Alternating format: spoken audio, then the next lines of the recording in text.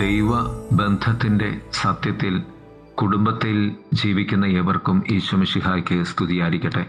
തിരുസഭ മാതാവ് ഇന്ന് നമുക്ക് നൽകുന്ന വചനധ്യാനം മർക്കോസിന്റെ സുവിശേഷം 10-ാം അധ്യായം 1 മുതൽ 12 വരെയുള്ള വാക്യങ്ങൾ.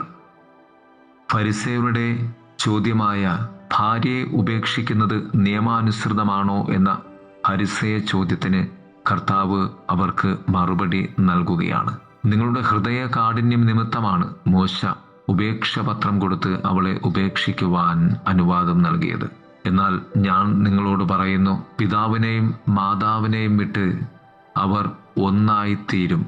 അവർ പിന്നെ രണ്ടല്ല ഒന്നാണ് എന്ന് കർത്താവ് അവരെ ബോധ്യപ്പെടുത്തുകയാണ്. ഒന്നാമതായി, ദൈവം യോജിപ്പിക്കുന്നതും മനുഷ്യൻ വേർതിരിക്കുന്നതും. ദൈവം മനുഷ്യനെ പുരുഷനും സ്ത്രീയുമായി സൃഷ്ടിച്ചത് രണ്ടായിരിക്കുവാനുള്ള ഒന്നായിരിക്കുവാനാണ്. അതുകൊണ്ടാണല്ലോ ദൈവം പറഞ്ഞത്, അവൻ ഏകനായിരിക്കുന്നത് നന്നല്ല, അവന് ചേർന്ന ഇണയെ ഞാൻ നൽകും.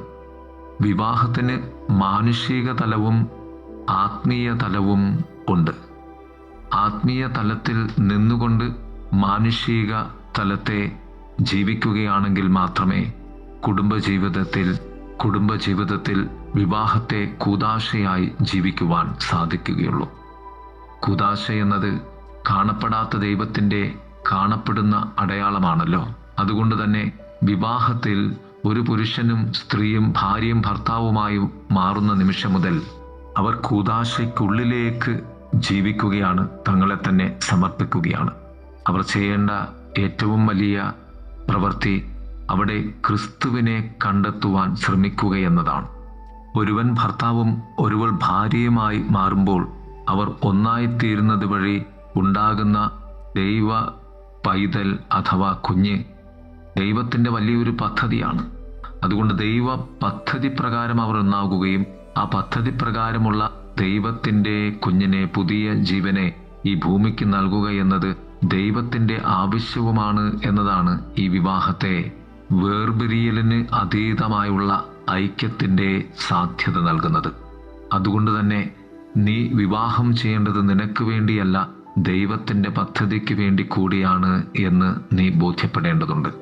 അതിനാൽ വചനം പറയും, ദൈവം യോജിപ്പിച്ചതിനെ മനുഷ്യൻ വേർപെടുത്തുവാൻ പാടില്ല. രണ്ടാമതായി, പരസ്പരം വിശ്വസ്തത ഉണ്ടാകുക എന്നതാണ്. വിശ്വസ്തതയ്ക്ക് നിദാനമായി നിലകൊള്ളുന്ന ഏറ്റവും വലിയ ശക്തി വിശ്വാസമാണ്.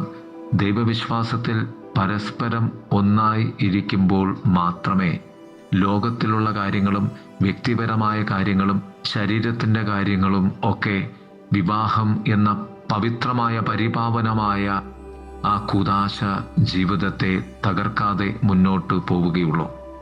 പ്രാർത്ഥിക്കുക, ശുശ്രൂഷിക്കുക, പരസ്പരം സേവനം ചെയ്യുക എന്നതൊക്കെയാണ് ദൈവരാജ്യ സ്ഥാപനത്തിന് വേണ്ടിയുള്ള നമ്മുടെ ദൗത്യങ്ങൾ.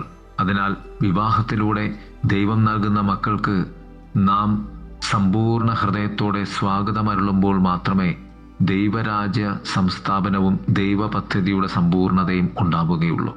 അതുകൊണ്ട് തന്നെ വിവാഹമെന്നത് നിനക്ക് വേണ്ടി മാത്രമല്ല, നിന്നിലൂടെ ജനിക്കുവാനിരിക്കുന്ന മക്കളുടെ അവകാശം കൂടിയാണ്. അത് ദൈവത്തിൻ്റെ ഹിതവുമാണ് എന്ന തിരിച്ചറിവ് നമുക്കുണ്ടാകേണ്ടതുണ്ട്. മൂന്നാമതായി, വിവാഹത്തിൽ ഉള്ള പരിഹാരം.